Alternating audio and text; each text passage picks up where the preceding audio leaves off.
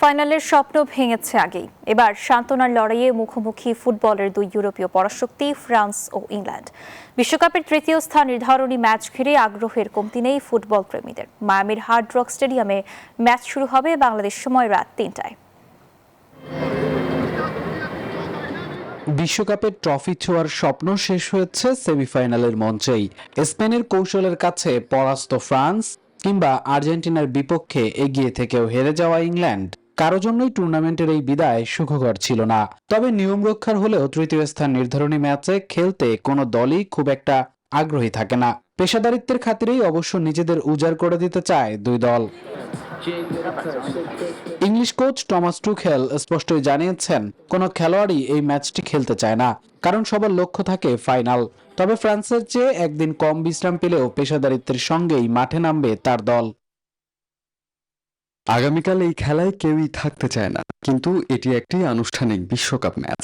ইংল্যান্ডের জন্য গত ৬০ বছরের মধ্যে সেরা ফলাফল করার এটি একটি সুযোগ, কারণ বিশ্বের অন্যতম সেরা একটি দলের বিপক্ষে বড় ম্যাচ।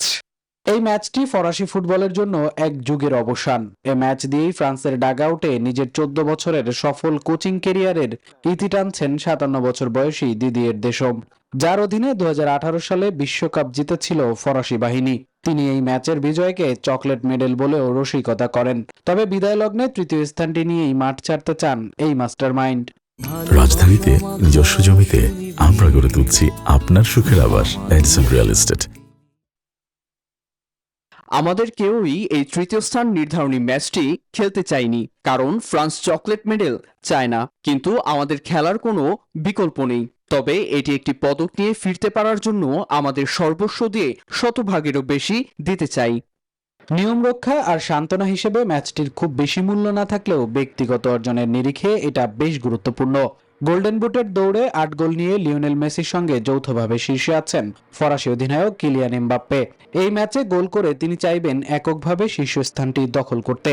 অন্যদিকে ৬টি করে গোল করা হ্যারি কেইন ও জুড বেলিংহামের সামনেও সুযোগ রয়েছে নিজেদের গোল সংখ্যা বাড়িয়ে নেওয়ার।